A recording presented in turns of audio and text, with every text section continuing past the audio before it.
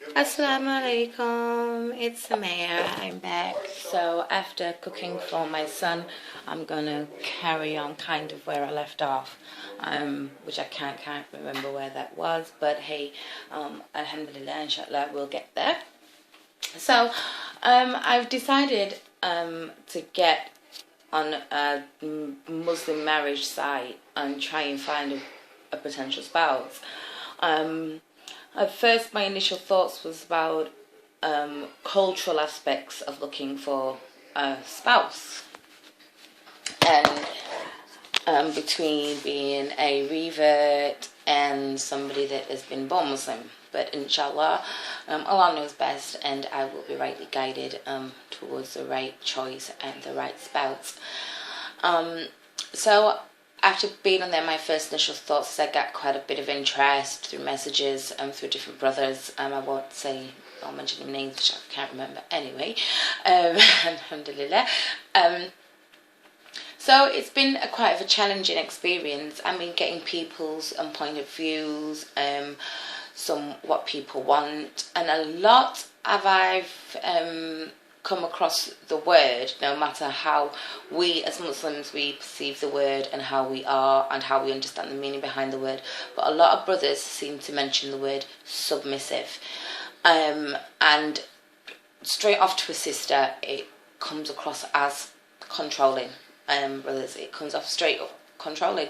There's means and ways. If your spouse loves you enough, submissiveness will come inshallah naturally, alhamdulillah, and if it is pleasing towards the she's following the deen and praying 5 times a day, and she's reading Quran and she knows hadith and she knows sunnah, then she knows alhamdulillah that being submissive towards your husband is something that just comes naturally and doesn't need to be forced upon a sister, especially before nikah.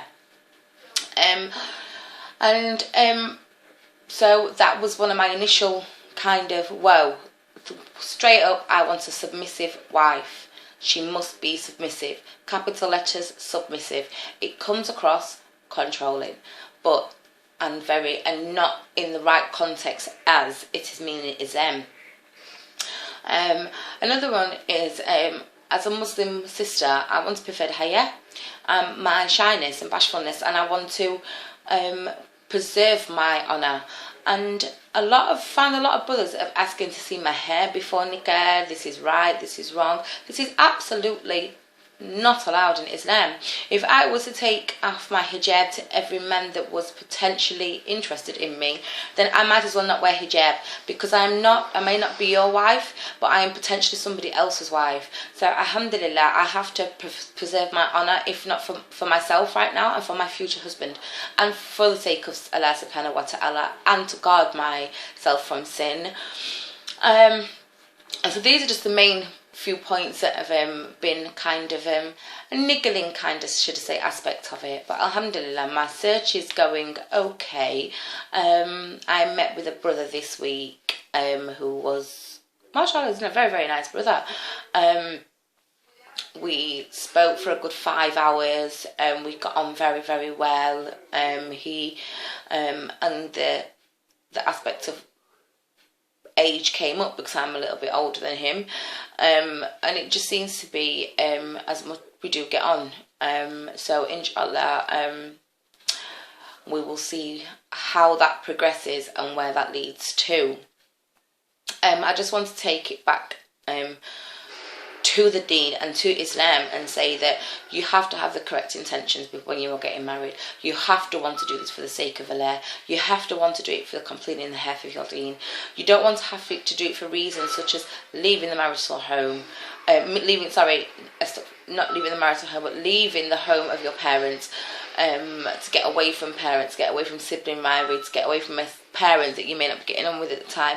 This is a wrong reason to get married. The only reason why you should be getting married is for the sake of Allah subhanahu wa ta'ala, is to complete half your deen, is to attain Jannah, and to guard yourself from sin and from Jannah, and So you can actually lower your gaze, and lowering gaze doesn't just mean every single day. It means in all aspects of your life, whether you're on social media, whether you're in your own home, you're watching the TV. Lowering your gaze is a whole aspect of things. So you want to, inshallah, just observe that as much as you can, and have the correct intentions when looking for a spouse.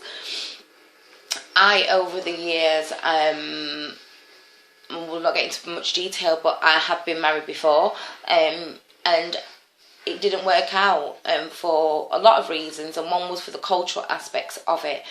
Me being a Reva, I've had no cultural influence in my Islam. At first, it was hard to differentiate being new to the deen on what was cultural and what was Islam, but as the years, alhamdulillah, I'm being more knowledgeable and basically guiding and finding out. Allah subhanahu wa ta'ala always says, ask questions, ask questions, ask questions. And this is something that I've always attained and seeked for, is asking questions and a reasoning behind the answer, and where this answer comes from. Is it from Quran? Is it from Hadith? Is it authentic? Does it have a good chain of narration? And is it Sunnah?